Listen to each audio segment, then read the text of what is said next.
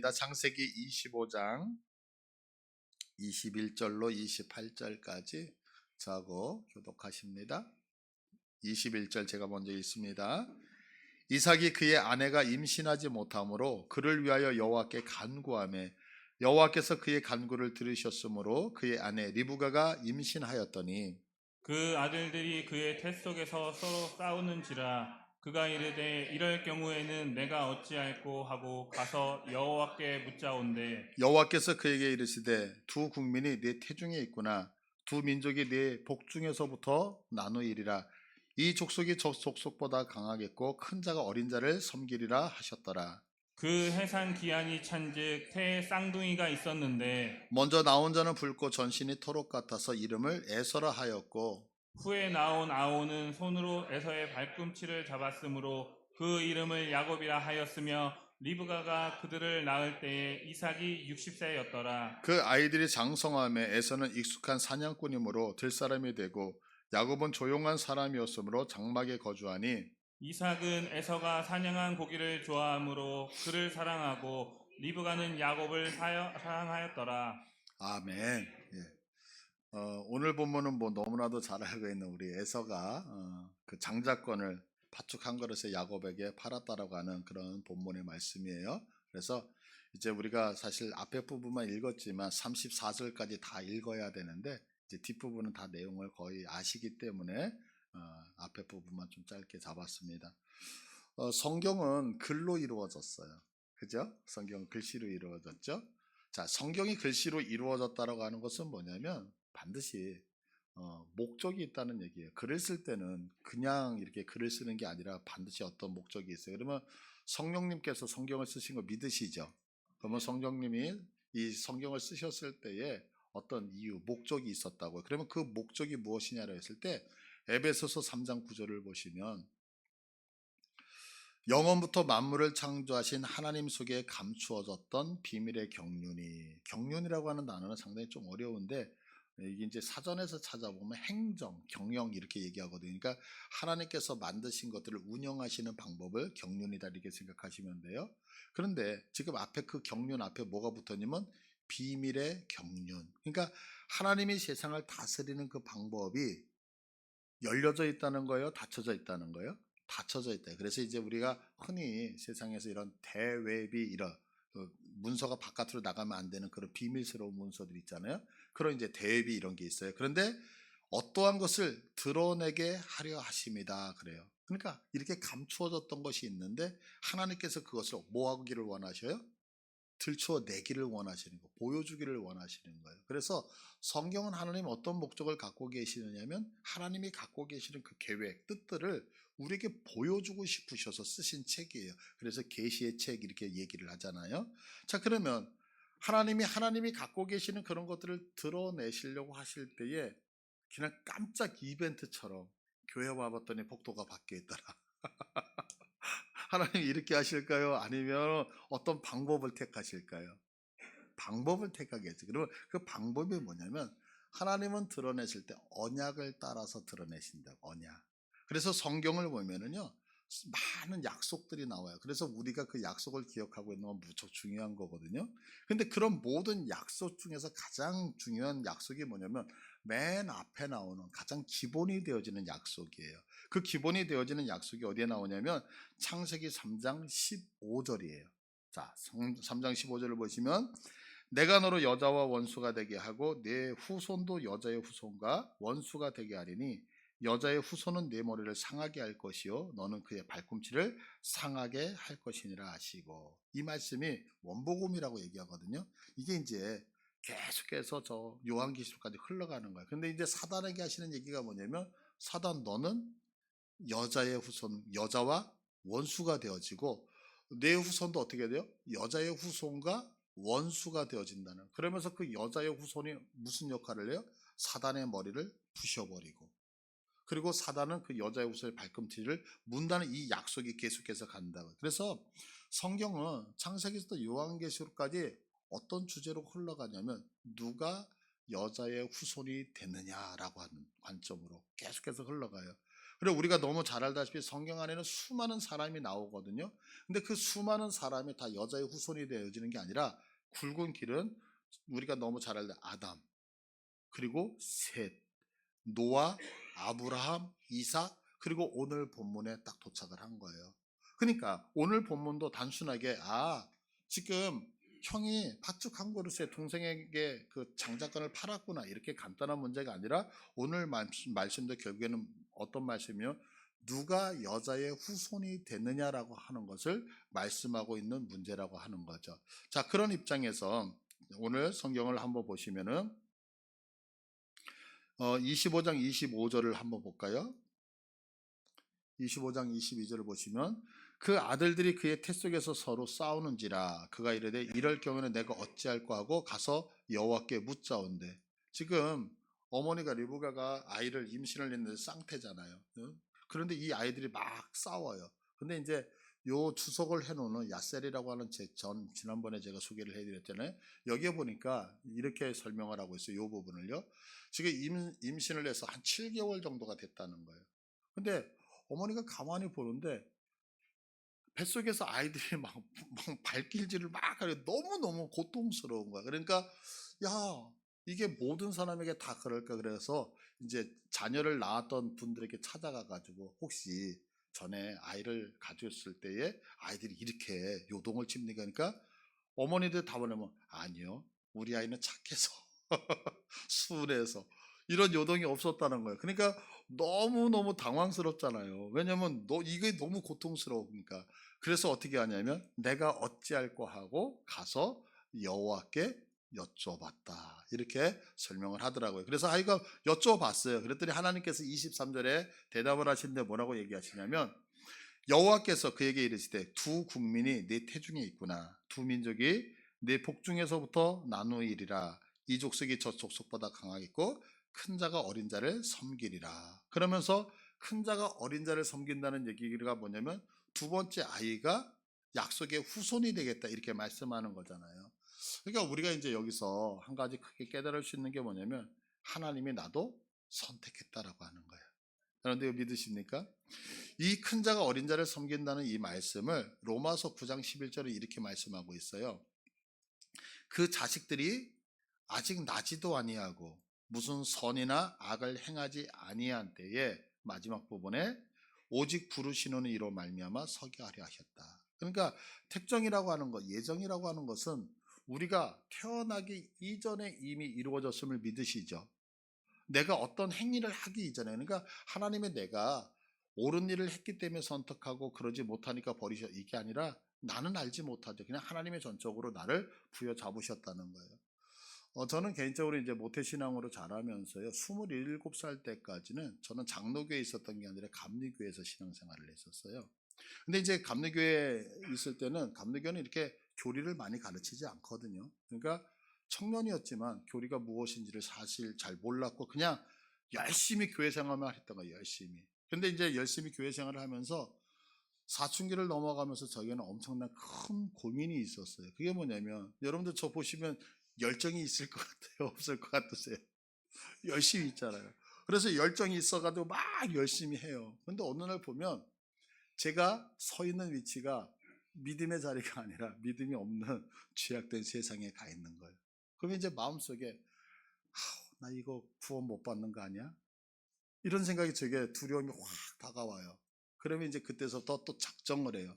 뭐 새벽, 철야 그래가지고 하나님 앞에 가서 눈물 콧물을 빼면서 주님 나 좀 제발 구원해 주세요. 내가 하나님의 품에 옵니다라고 막 이제 기도를 해요. 또 그렇게 한참 믿음의 생활을 하다 보면 제 마음속에 하나님의 그 따스한 온기 같은 게 쫙 임하면서 야, 나 구원받았다. 나 이제 천국 갈 수 있어.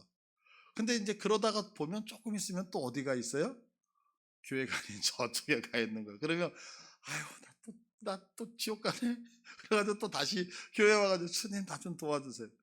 이거를 저는 정말 많이 이제 방황을 했어요. 이게 이제 제가 사춘기 때 참 고민했던 내용이거든요. 그러고 있다가 이제 제가 나중에 이제 신학교에 딱 갔는데 신학을 이제 제가 장로교 신학을 했잖아요.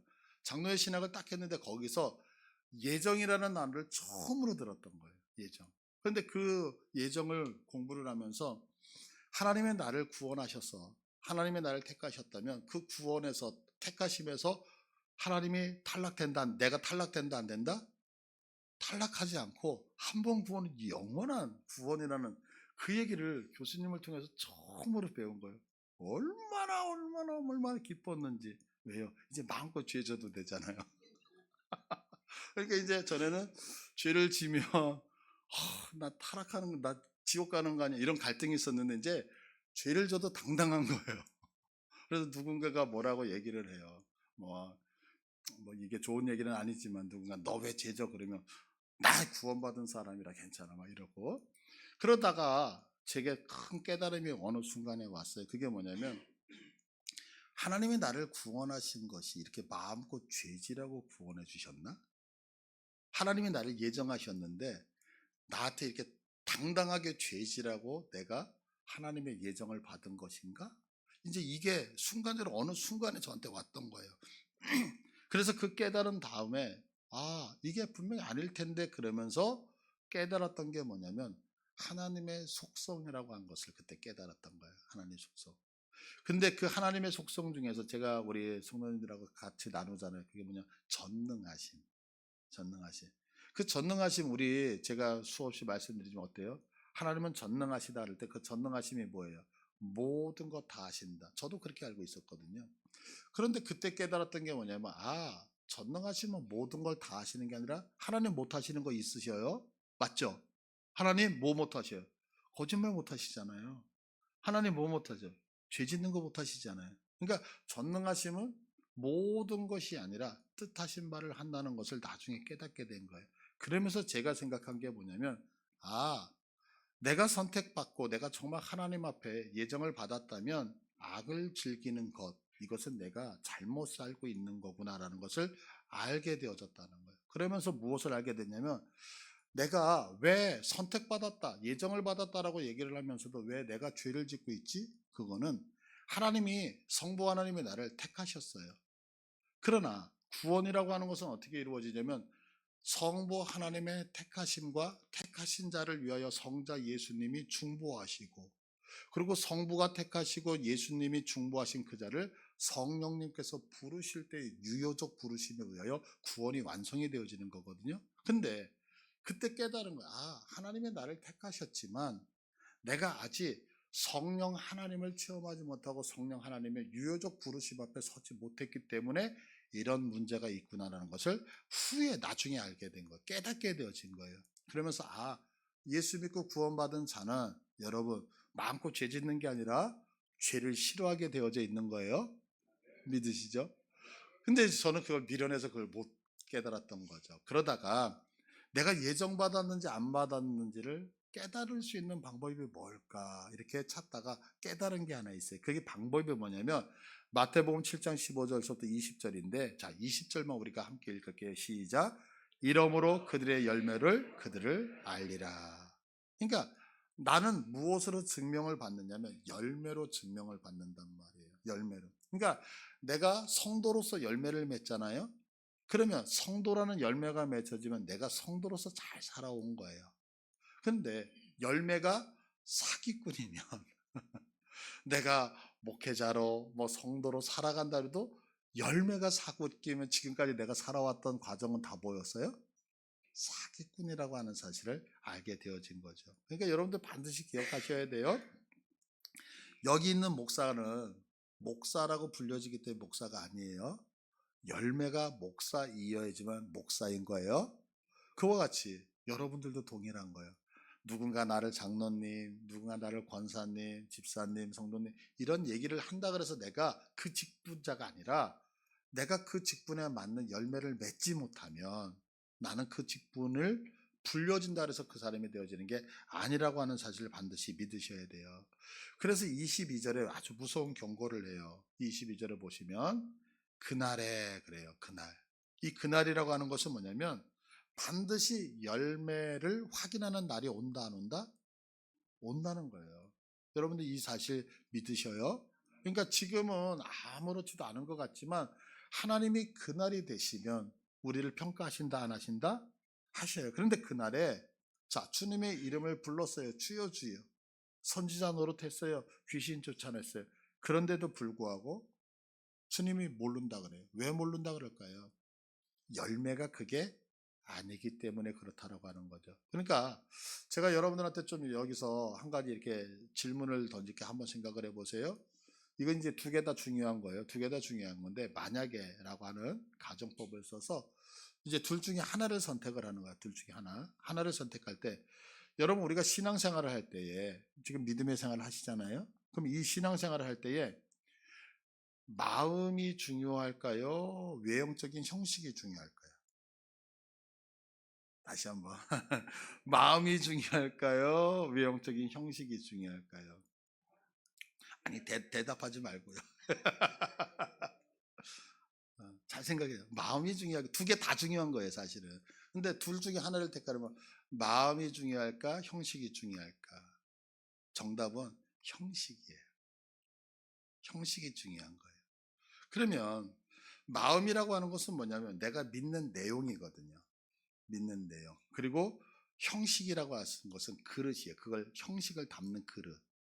그러면 이게 왜 그러냐면 우리가 이제 크게 오해를 하나 하는 것이 있어요. 그게 뭐냐면 형식보다는 내용이 믿음 생활에서 훨씬 더 중요하다고 생각을 해요. 근데 이게 맞는 것 같아요. 근데 그렇지 않아요. 왜냐하면 인간이 선하면 상관없는데 인간은 악하거든요. 인간은 어떤 경우에도 하나님을 스스로 발견하려고 한다 안 한다?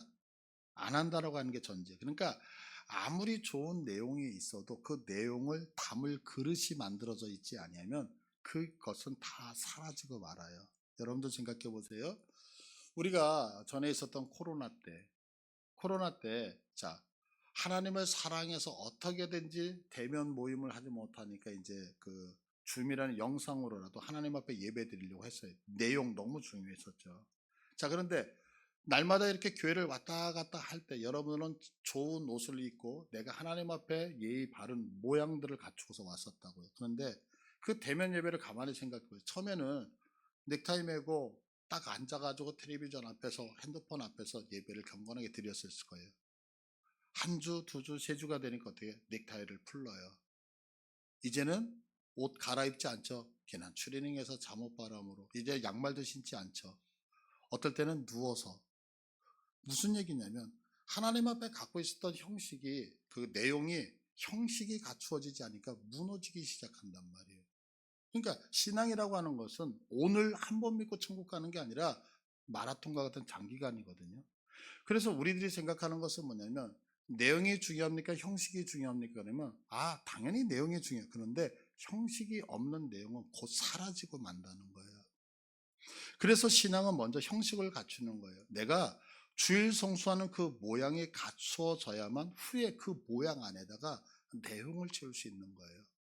내가 기도라고 하는 모양을 갖추고 있어야지만 그 나중에 그 그릇 안에 기도라고 하는 내용을 채울 수 있단 말이에요. 그러니까 지금 여러분들이 예배 드리는 이 모양, 기도하는 이 모양, 헌금 드리는 그 모양, 봉사하는 그 모양이 그게 형식인데 이렇게 해야 돼? 예, 하셔야 너무 중요한 거예요. 내가 지금 가식적으로 마음을 다 하지 않고 하나님 앞에 헌금하는 것 같지만 그거 안에 나중에 그 모양 안에 내용물이 채워지기 때문에 그렇다는 거예요. 그러니까 우리가 그거 반드시 기억하셔야 돼요. 우리가 신앙생활하면서 모양을 만들어내지 않고 내용만 갖고 가면 그 내용은 어느 날 흐지부지 다 사라져 버려요. 그러나 모양을 갖고 있는 자는 반드시 하나님께서 일하시기 때문에 그 모양 안에 내용이 채워지기 시작한단 말이에요. 그래서 여러분 이거 믿으세요? 부탁드릴게요. 피곤하고 졸렸고 그래도 교회 와서 주무셔요. 교회 와서. 내가 꾸벅꾸벅 졸더라도 교회 와서 그 조는 그 내용, 모양 안에 나중에 내용물이 채워진단 말이에요. 그러니까 여러분들 내가 세상에서 죄진 것 같고요. 내가 이 모습 갖고 하나님 앞에 기도하는 게 맞나? 예, 맞아요. 괜찮아요. 모양을 먼저 갖추시는 거예요. 그래서 여러분들 이 모양을 잘 만드셔요. 그래서 하나님의 택하신 자들은 무엇이 먼저 만들어지기 시작하냐면 모양이 만들어진단 말이에요. 모양이. 그것이 형식이 아니라 그 기도하는 모양, 주일 성수하는 모양, 헌금하는 모양, 봉사하는 모양, 이런 모양이 만들어지다가 나중에 어떻게 되어지냐면 그 안에 내용이 채워지는 거예요. 그래서 열매라는 모양을 만들고 있는 나는 지금 무엇이다? 택함을 받았다라고 하는 사인이 되어지는 거죠. 오늘 아침에 이제 제 딸하고 이제 같이 오면서 이런 얘기를 했어요. 너 어떻게 요즘 성경 읽니? 그러니까 아니요, 성경 필사 때문에 바빠서 성경을 못 읽는데요. 그래서 성경 읽어야지. 그러면서 이제 얘기를 했더니 예, 읽어야죠 라고 얘기해요. 그러면서 문득 제 자신이 20살 때 뭐 했나? 전 필사 안 했거든요. 근데 제가 갑자기 웃긴 거예요. 뭐가 웃기냐면 나는 연수보다도 제 딸보다도 더 못한 인생을 살았는데, 그러면서 이런 얘기를 했어요. 그런데 그 형식이 오늘 아빠를 만들었어. 제가 20살 때 목회자가 될 거라고 아무도 생각을 못했죠. 근데 그 모양이 목회자를 만든다고요. 그래서 여러분들, 이 열매가 만들어지고 있다는 것은 내가 택함을 받았다라고 하는 사인이에요. 그러니까 여러분들, 지금 이곳에 나와 있는 여러분들이 이 은혜에 대해서 감격하시고 그 은혜에 대해서 감사할 수 있는 복됨이 있기를 축복합니다. 자, 이제 그러면서 이제 25절에 출산을 하는데요. 먼저 나온 자는 25절에 붉고 전신이 털옷 같아서 이름을 에서라 하였다. 이제 이 에서가 온몸에 털이 많았던 것 같아요. 이 털이라고 하는 단어가 세아르라는 단어인데, 이 세아르, 털이 많다라고 하는 거에서 에돔, 그 에서라고 하는 이름이 나오는 거예요. 여기서. 그리고 이제 26절에 보시면 이제 후에 나온 아우는 손으로 에서의 발꿈치를 잡았다 이래요. 근데 에서의 발꿈치를 잡았다 할 때 이게 발꿈치라는 뜻도 있죠. 이게 군대의 훔이라고 하는 뜻도 있거든요. 이게. 그러니까 여기서 군대의 흠이라고 하는 얘기는 뭐냐면 지금 태 안에서 두 아이가 막 싸우면서 형이 에서를 발로 막 때려서 죽이려고 하는 거예요. 그러니까 어떻게 야곱의 입장에서 어떻게든 막아야 되잖아요. 그래서 형의 그 뒤꿈치를 죽이려고 하는 걸 잡았다 이런 거죠. 그러니까 지금 태중에서부터 지금 에서가 동생을 죽이려고 했다는 것을 우리가 알 수 있단 말이에요. 그러면 왜 죽이려고 하느냐라고 하는 거죠. 우리는요, 세상을 너무 아름답게 낭만적으로 보는 경우가 있어요.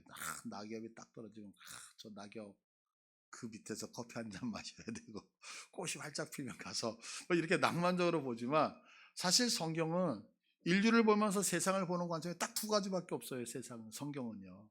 그게 뭐냐면 하나는 하나님을 인정하는 그룹, 하나님을 인정하지 않는 그룹으로 딱 두 개로 나눠서 흑백 논리로 딱 보거든요.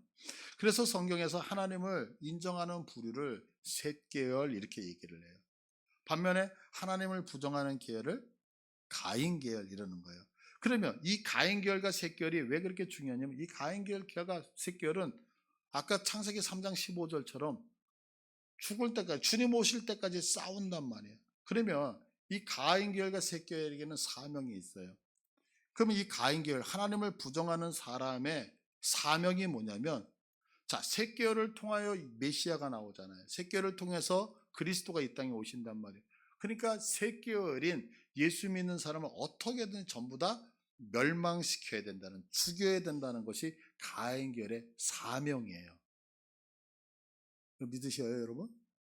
자, 다시 설명해 드릴게요. 이게 너무 중요해서 그래요.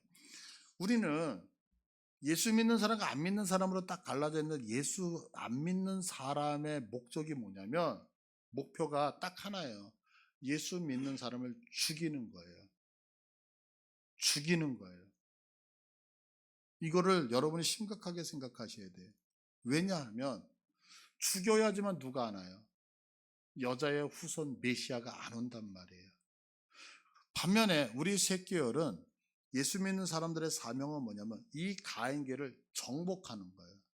그러면 정복한다는 것은 뭐냐? 죽이는 게 아니라 다스린다는 거죠. 그럼 어떻게 다스리냐? 사랑으로 다스리는 게 우리들의 사명이에요.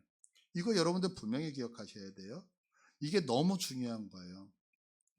왜 이게 중요하냐면, 보세요. 지금 태중에서 야곱과 에서가 싸우고 있다는 건 단순한 문제가 아니라, 지금 사단은 여자의 후손이 오면 내가 멸망당하는 것을 알기 때문에 어떻게든 여자의 후손의 길을 차단시켜야 되죠.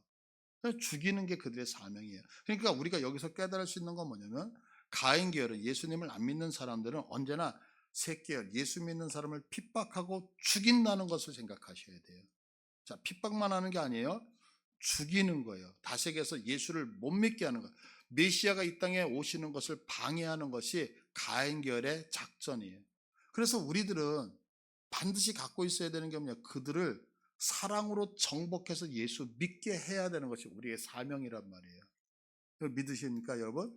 자, 우리가 이제 오해를 하는 게 하나가 있어요. 신앙생활을 하면서 오해를 하는 게, 맨날 제가 여러분들 오해한다 그러니까 뭐 이렇게 내가 그렇게 잘못돼서 오해를 했나 이럴지 모르지만, 오해를 하는 게 뭐냐면, 우리는 예수 믿지 않는 가인 계열을 설득하여서 주님 앞에 오게 할 수 있다고 생각을 해요. 성경은 그렇게 한 번도 말씀한 적이 없어요. 여러분, 이거 믿으셔요. 자, 보세요. 나는 예수를 믿고 내 아내는 예수를 안 믿어요. 그러니까 내 아내에게 내가 설득을 하고 예수님을 잘 설명시켜서 이 아내가 예수를 믿게 한다? 이건 절대로 잘못된 것이 있는 거예요. 성경에 보면 우리가 너무 잘 알다시피 출애굽기는 바로의 권세 안에 있었던 이스라엘 백성들이 해방되는 사건을 기록을 하고 있잖아요. 자, 그러면 바로는 하나님께 얼마나 많이 설득을 당했어요. 왜? 그에게 어떤 그 재앙들이 임할 때마다 하나님이 계속해서 설득하고 계시잖아요. 그러면 바로가 설득 당할까요? 안 당할까요? 안 당해요. 우리 성경 한번 볼까요?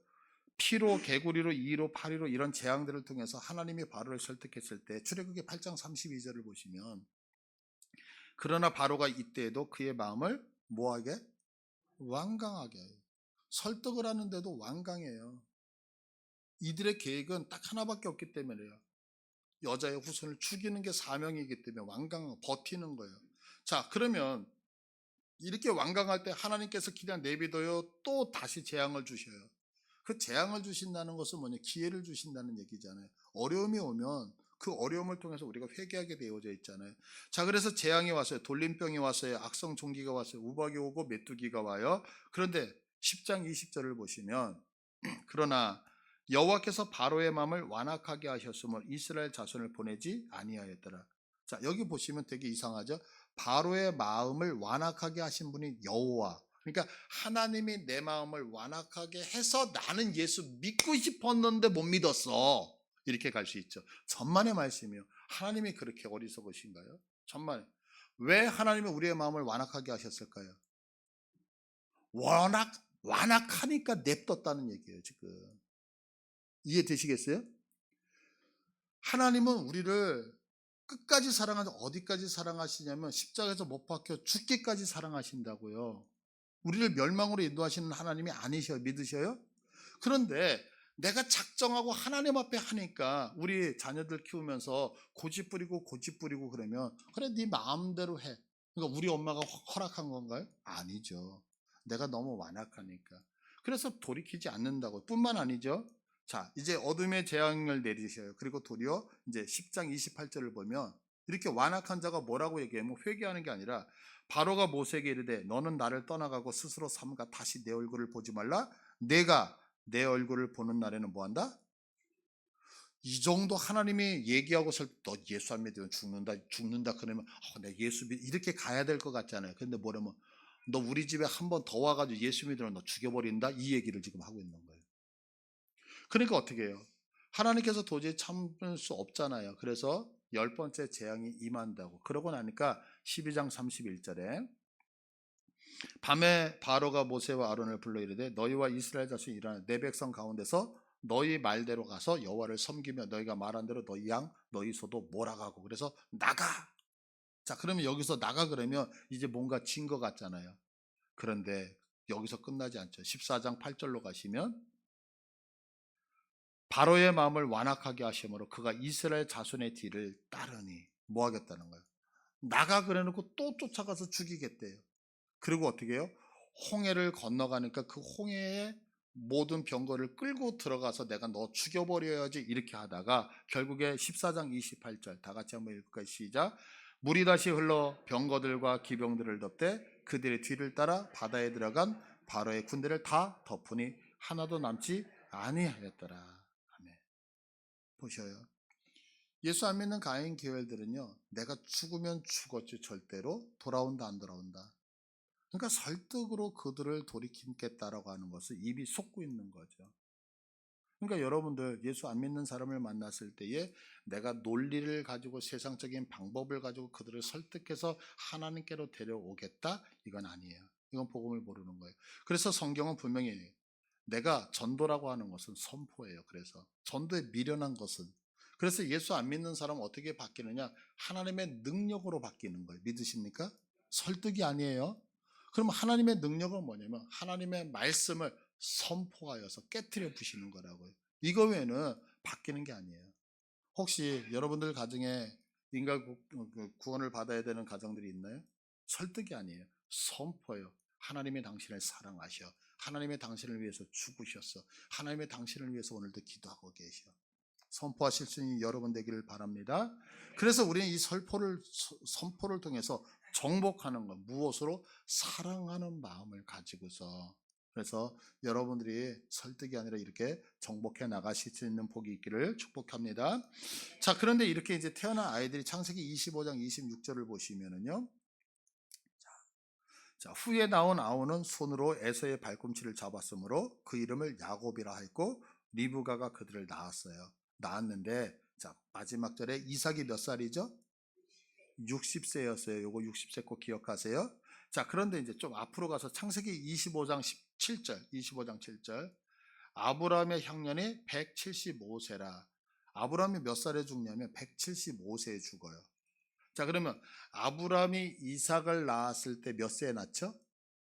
100살에 낳았어요. 근데 지금 이 이삭이 에서와 야곱을 낳을 때가 나이가 몇이었어요? 60. 그러면 60이니까 15년 뒤에 이제 죽는 거예요. 그 얘기는 뭐냐면 에서와 야곱이 아브라함과 함께 산 기간이 몇 년이다? 15년 할아버지 아브라함하고 같이 살았단 말이에요. 그죠? 그럼 이게 왜 중요하냐면 보세요. 자, 27절에 아브라함과 에서와 야곱은 15년 같이 살았던 거예요. 이거 기억하셔야 돼요. 자, 그러면 27절에 그들이 장성함에 자, 자랐어요. 에서는 익숙한 사냥꾼이므로 들사람 되고 야곱은 조용한 사람이므로 장막에 거주했다 그래요. 여기서 에서가 익숙한 사냥꾼할 때 익숙하다는 얘기가 뭐냐면 아다라고 하는 단어를 써요. 아다. 이게 아다라는 뭐냐? 알다라는 얘기거든요.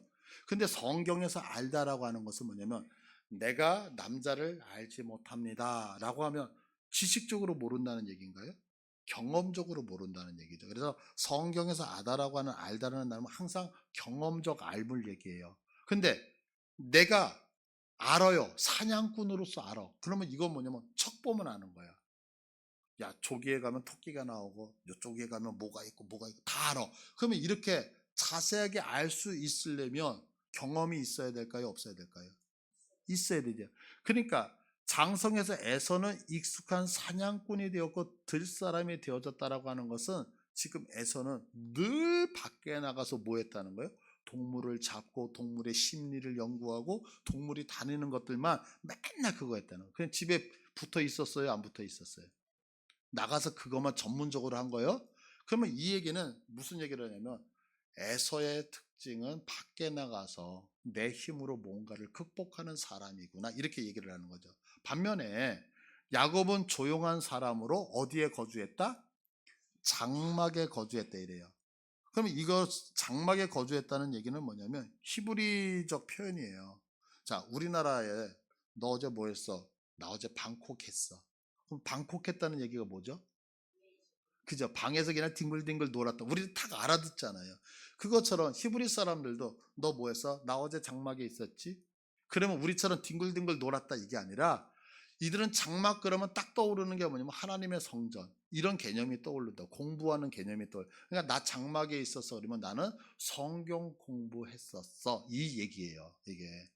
자, 그러면 지금 에서는 들로 동네로 돌아다니는 사람이고 야곱은 뭐 하는 사람이에요? 장막에 있었다는 얘기가 뭐예요? 집에서 뭐 하는 사람이에요?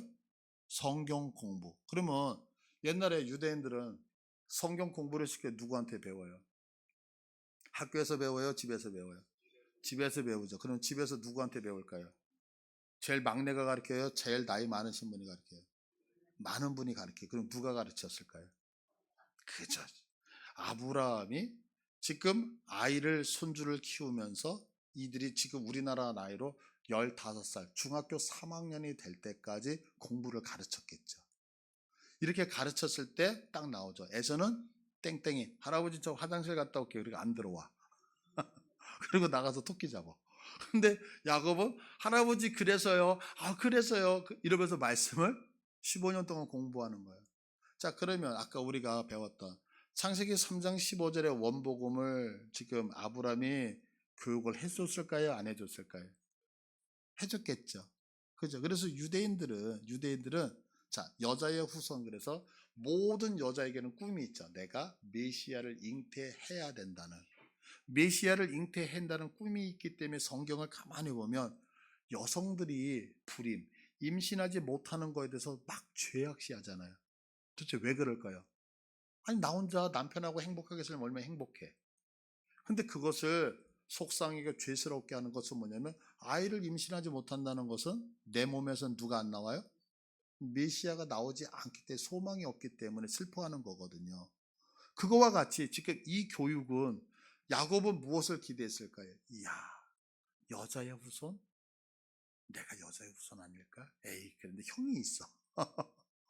그러면서 이런 교육을 쭉 받았을 거라는 거 충분히 알 수 있죠. 그러다가 이제 우리가 너무너무 잘 알고 있는 말씀, 자 읽지는 않았지만 본문 29절로 오면 야곱이 죽을 쑤었더니 그래요.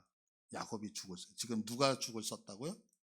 야곱. 그런데 이 표현을 잘 이해하셔야 돼요. 왜냐하면 우리나라 예전에 이제 저하고 연배가 같거나 저보다 훨씬 위에 계시는 분들은 옛날에 어렸을 때 부엌 들어가셨어요? 안 들어가셨어요? 남자분들. 우리 부모님이 그랬죠. 부엌에 남자가 들어 이놈의 새끼. 그러면서 못 들어가게 금기 상황이었잖아요. 똑같아요. 이스라엘 사람들도 부엌에 안 들어가요, 남자는. 근데 지금 성경이 뭐라고 말씀하냐면 야곱이 죽을 썼다는 거예요. 그러면 야곱이 죽을 썼다는 것은 남자인 야곱이 들어가서 밥을 할 수밖에 없는 상황이 되어졌다 이거거든요. 그러면 그 상황이 어떤 상황이었을까 할 때 누가 없어요. 자기 위에 지금 형이 없는 거예요. 형 지금 바깥에 들러 나갔단 말이에요. 그러니까 자기밖에 없으니까 자기가 들어가는 거예요. 근데 30절을 보시면 30절에 야곱에게 이르되 내가 피곤하니 그 붉은 것을 내게 먹게 하라 그래요. 붉은 거. 이 붉은 게 뭐냐면 렌틸콩을 얘기하거든요. 그런데 이것은 언제 먹느냐면 자 우리 여러분들 장례식장에서 먹는 음식 육개장 나오잖아요. 자 결혼식에서 먹는 음식 그렇죠. 우리나라도 이렇게 문화에 따라서 그 어디서 먹는 음식 딱 정해져 있잖아요. 일본 가서 장례식장을 하니까 초밥을 주더라고요. 초밥 드시고 싶으면 일본 가시면 돼요. 그러니까 이게 뭐냐 음식 장례식장 그러면 우리 육개장 먹잖아요. 결혼식 그러면 갈비탕 먹잖아요. 이것처럼 히브리 사람들이도 문화라는 게 있는 거예요. 그러면 이 붉은 콩이라고 하는 것을 언제 먹냐면 이들은 장례식 때 먹는 음식이거든요. 그럼 뭐 장례식 때 이들은 우리는 그냥 이렇게 3일장 이렇게 하고 말지만 이들은 보통 7일 동안 애곡 이거 이제 시부화라고 얘기를 하거든요. 그래서 7일 동안 애곡을 하는데 애곡을 할 때 유족들은 식당에 들어가지 않고 부엌에 들어가서 음식을 하지 않고 뭐만 하면 그 사람을 기리면서 애곡만 하는 거예요. 자 그러면 지금 우리가 성경은 기록하지 않았어요. 성경은. 그러나 지금 문화적인 것 여러 가지로 보면 다른 자료에는 나오거든요. 누가 죽었을까요? 지금 돌아가신 분이 누굴까요? 할아버지 아브라함이 돌아가셨겠죠. 그러니까 아브라함이 돌아가면 자 아브라함의 직계가지고 아버지 어머니는 어떻게 해야 돼요? 애곡해야 되잖아. 애곡해야 되는데 그럼 누가 남아요? 형이 음식해야 될 거야. 에서가. 근데 형 어디 갔어요 지금? 사냥하러 들러갔잖아요. 그러니까 누구만 남은 거예요? 야곱만 나와서 지금 음식을 만들고 있다라고 하는 거죠. 이렇게 만들고 있는데 지금 에서가 갔는데 자 여기서부터는 이제 상상을 해야 되는 거예요. 상상을 하는데 그냥 상상을 하는 게 아니라 그 당시 지금 성경에 기록은 되어져 있지 않지만 성경이 있는 그 고문서에 그 당시에 문서들이 있단 말이에요. 문서들. 그죠? 이 문서에는 어떻게 이 부분을 표현하고 있냐면 이렇게 표현해요. 에서가 들에 나갔어요. 들에 나갔는데 에서하고 늘 경쟁적으로 싸우던 사람이 누구냐면 니므롯이에요. 니므롯. 같이 이 시간에 이 시대에 같이 살던 거예요. 바벨론의 왕이었던 니므롯. 우리 바벨탑 사건 바벨탑 쌓아 그 탑을 쌓아서 왕이 됐던 사람이 니므롯인데 그 니므롯이 맨날 에서가 보면 에서는 그 사냥을 하면 너무너무 사냥을 잘하는데 자기는 늘 못해. 그래가지고 너의 에서 너 잡히기만 하면 넌 죽었어 이러면서 맨날 질투를 하고 있었던 거예요. 그래서 맨날 티격태격 싸워. 근데 이날 들에 나갔는데 에서가 딱 보니까 니므롯이 군대 호위병들하고 함께 있는데 이날따라는 단 2명이서 이렇게 오솔길을 걸어가는 걸 에서가 봤다는 거예요. 그래서 거기서 시비가 붙어. 그래가지고 에서가 그 니므롯의 목을 베서 죽여버리는 거예요. 니므롯 왕을 바벨론 왕을 죽인 거예요. 자, 그러니까 그 비명 소리를 듣고 지금 니므롯을 호위했던 병사들이 와 보니까 니므롯이 목이 달려서 죽어 있어요. 자, 그럼 어떤 현상이 생기겠어요? 어떤 놈이 이랬지? 잡히면 죽어. 그러면서 쫓아다닐 거 아니야. 그래서 지금 에서가 사람을 죽이고 나서 자기 집에 딱 온 거예요, 지금. 그렇게 왔는데 지금 에서 입장에서는 지금 어떤 상황이냐면 어떻게든 내 목숨을 지켜야 되는 상황이잖아요. 그 상황에서 하는 말이 32절인 거예요. 자, 32절을 보세요. 에서가 이르되 내가 죽게 되었으니 이 장자의 명분이 내게 무엇이 유익하리요. 저는 이 성경 본문이 이해가 되지 않았거든요. 보세요, 여러분. 그래도 가오가 있죠. 밥 한 공기에 그 배고프다는 것 때문에 여러분들 그 장자권을 판다. 이건 조금 뭔가 이상하지 않으세요? 전 이거 이해되지 않았거든요. 제가 지금 우리 그 교회 올해 들어서 설교하는 거는 의문점이 있는 것들만 설교하잖아요. 그런데 맞다 그러다가 아니라 이 상황, 조금 전에 말씀드렸던 야살의 책에 기록되어져 있는 그 상황을 보면서 이해가 되는 거예요. 보세요. 지금 내가 누군가를 죽였어요. 그들이 나를 죽이려고 추적을 해요. 도망을 왔어요. 그러면 지금 기진맥진에 다 지쳐 있을 거 아니야. 근데 그들이 만약에 온다면 난 또 싸워야 돼요, 안 싸워야 돼요? 싸워야 되죠. 근데 그렇게 싸운데 배가 고프고 힘들고 다 지쳐 있는데 내가 죽게 되었으니까 배고파서 죽게 됐다는 얘기가 아니라 저들이 와서 나를 잡아 죽인다고 한다면 이 장자의 명분이 내게 무엇이 유익하리요? 이렇게 설명하고 있는 거예요. 그래서 죽게 되어졌으니까 어떻게 해요? 나 지금 당장 내 생명에 위협을 당하니까 나 빨리 먹고 힘내서 내 생명 지켜야 돼. 그런데 성경은 이 부분을 어떻게 말씀하고 있냐면 34절에 보시면 야곱이 떡과 팥죽을 에서에게 주며 에서가 먹으며 마시고 일어나 갔으니 에서가 장자의 명분을 가볍게 여기었더라. 장자의 명분을 가볍게 여겼다 그래요. 여러분 이게 장자의 명분을 가볍게 여겼던 이 말씀이 이해가 되세요? 왜냐하면 지금 니므롯에게 잡히면 에서는 끝나잖아요. 그래서 죽 한 그릇 먹고 힘을 비축해서 싸워 이겨서 내 생명 보존하려고. 그래서 하나님이 주신 그 장자의 명분을 내가 살아있어야지만 지킬 수 있는 거잖아요. 그러니까 당연히 그것을 지키기 위해서 힘이 다 빠져서 지금 밥 한 끼를 먹었단 말이에요. 그런데 하나님은 뭐냐면 장자의 명분을 가볍게 여겼대요. 그러면 이렇게 힘이 다 빠져서 저 사람이 나를 죽이려고 할 때 죽어야 되냐고요. 죽는 게 말이 되냐고요. 어떤 게 맞는 것 같으세요? 근데 성경은 뭐라고 하냐면 죽으래요. 이게 신앙이라는 거예요. 우리는 신앙생활의 특징이 뭐냐면 우리는 절대 안 죽으려고 하잖아요. 우리는 절대 안 망하려고 하잖아요. 우리는 내가 쥐고 있는 거 절대 안 놓치려고 하잖아요.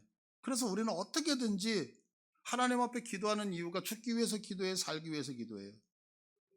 하나님 앞에 기도하는 게 내가 잘 되기 위해서 기도해요, 못 되기 위해서 기도해요. 그잖아요. 우리는 살고 싶어서 바둥대고 우리는 어떻게든 놓지 않으려고 바둥대면서 주님 앞에 하는데 주님은 뭐라면 성경은 뭐라면 너 그냥 누가 와서 죽이면 죽어. 이렇게 얘기하는 거예요. 이게 지금 우리하고 성경하고 전혀 다른 거죠. 성경을 보면 어떤 사람을 믿음이 있는 사람으로 평가를 하냐면 죽으려고 작정한 사람들을 보고 평가를 할 때 믿음이 있다라고 평가해요. 블레셋과 사울이 지금 대치하고 있잖아요. 저들과 싸워야 되는데 번제를 먼저 드리지 아니하면 승리할 수가 없을 것 같아서 자 사무엘이 오기 전에 번제를 드려서 그 번제를 드린 게 나의 부귀 영화 때문이에요? 전쟁에서 승리하고 싶어서 그런데 망령되이 행했다는 거예요. 그러면 저들이 쳐들어오는데 죽어야 되냐? 죽어야 된대요. 여러분 그냥 모른 척하고 이렇게 우리 기도할 때 꼭 눈 감아야지만 되나요? 눈 뜨고 기도하면 안 되는 거예요? 여러분 기도할 때 이렇게 무릎을 꿇고 손을 모고 주님 내가 지금 왔어요 이렇게 기도해야 돼? 아니면 그냥 건들건들 이렇게 눈 뜨고 마치 기도 안 하는 것처럼 이러면서 기도하는 거 이거 기도 아닌가요? 이거 평생 하라는 것도 아니고 30일만 그냥 절하지 말고 기도하지 말라고 그래요. 그런데 그걸 못 하겠대요. 나는 꼭 눈 감고 기도하겠대요. 나는 꼭 예루살렘을 향해서 쳐다보면서 기도하겠대. 그것도 나는 하루도 아니고 그래서 결국에는 사자굴 속에 들어가잖아요. 누가 다니엘이. 근데 보세요, 여러분. 만약에 다니엘이 너 30일만 기도 그렇게 하지 마라고 했어요. 아, 그래 알았어. 내가 너희와 타협할게. 그래서 눈 뜨고 그냥 이렇게 하는 척 해가면서 기도했다 그러면 우리는 아마 다니엘이라는 사람의 이름의 기억을 못할지도 모른다고요. 근데 왜 기억하죠? 나는 죽으면 죽어도 그렇게 못하겠다는 거였잖아요. 그래서 그가 사자굴에 들어갈 때 우리 기억하잖아요. 아, 여러분 나하고 상관없는 옆에 사람이 좀 죽어가면 어때요? 내 가족만 행복하면 되는 거 아니에요? 근데 나를 위함이 아니고 민족을 위해서 자신의 목숨을 담보로 해서 왕 앞에 나가는 한번 에스더를 봐보세요. 그거 여러분들 이해되셔요? 근데 분명히 왕 앞에 나갔을 때에 왕이 그래요. 그 에스더를 보고 사랑스러웠더라. 사랑스러웠다. 이거 여러분들 참 놀라운 얘기 같지 않으세요? 전 그 말씀을 묵상하면서 이런 생각이 들었어요. 내 아내가 사랑스러울까? 나갔는데 저 왼수 또 왔어. 이러면 죽는 거 아니에요? 그 순간에? 그런데 그 죽음을 막론하고 나간다고요. 애써도 자기의 목숨 바치잖아요. 이게 뭐냐? 이게 신앙이라는 거죠. 지금 내가 죽음 앞에 서 있을지라도 죽으면 죽지. 나 하나님이 주신 장자권 지킬 거야. 이게 사는 길이고 이것이 멋진 건데 애써는 어떻게 했어요? 지금 내가 죽으면 그게 무슨 의미가 있어? 그래서 버렸잖아요. 근데 여러분 이게 애써만 그럴 것 같으세요? 우리는 안 그런가요? 내가 죽으면 지금 내가 갖고 있는 게 내가 지금 하나님 앞에 받은 게 무슨 의미가 있어요? 내가 굶어 죽더라도 모든 성도들이 알아주지 않더라도 아닌 건 아니라고 말하고 맞는 건 맞다고 말하는 것이 이게 강단의 역할이잖아요. 제가 만약에 여러분들 눈치를 보면서 여러분의 비유를 맞춘다면 하나님 분명히 저에게 말씀하시겠죠. 김 목사, 목사의 강도권을 그렇게 더 가볍게 여길 거야? 라고 말씀하지 않겠어요? 동일하게 우리들은 지금 어떤 사람을 이 자리에 불려졌느냐는 거죠. 하나님을 증거하는 증인으로 불림받았는데 하나님 내가 죽으면 하나님 어떻게 증거하겠어요? 하나님 내 사업이 망하면 내가 어떻게 하나님 증거하겠어요? 하나님 내가 병들었으면 어떻게 하나님 증거하겠어요? 나에게 이런 문제가 있는데 이 문제가 해결되지 않으면 어떻게 하나님 앞에 내가 영광을 돌릴 수 있겠어요? 그러니까 하나님 일단 하나님 믿는 것도 내 문제가 해결된 다음에 좀 믿어보자고요 라고 하는 것이 지금 에서의 모습이잖아요. 내가 힘들어 죽겠는데 내가 병들었는데 내가 지금 고통당하는데 하나님 부르심이 내게 무엇이 유익합니까? 내 코가 지금 석잔데 하나님 라고 이야기한다면 하나님의 평가는 아무개야 너는 내가 준 사명을 내가 준 명분을 너무나도 가볍게 여기는 것 아니니? 라고 말씀하지 않겠느냐는 거죠. 근데 여러분들 보세요. 땀방울이 핏방울처럼 되는 그 죽을 각오의 그 겟세마네의 기도가 예수님을 십자가로 안내했거든요. 죽으면 다 끝날 것 같았던 그 십자가의 죽음이 결국 오늘 여기에 있는 저와 여러분 모두를 살렸단 말이에요. 여러분 부탁드립니다. 하나님이 주신 그 사명과 이름 앞에 죽으세요. 살려고 바둥되면 사는 게 아니라 도리어 죽는다고요. 그러나 내가 하나님을 위해서 내가 죽더라도 모든 걸 포기할지를 잃어버리는 것 같을지라도 내가 죽으면 그 죽음이 결국에는 부활의 영광을 만들어낸다고요. 그래서 신앙은 살려고 바둥치는 것이 아니라 죽으려고 작정하는 거예요. 죽으려고. 그래서 죽으려고 했던 다니엘이, 죽으려고 했던 예수님이, 죽으셨죠, 예수님이. 그것이 결국에는 우리를 살려냈다고요. 이것이 성도의 비결인 것을 믿으셔서 우리 모두가 죽는 복됨이 있기를 축복합니다. 우리 다 같이 일어나셔서 찬송하면서 주님 생각하기 원합니다. 나는 죽고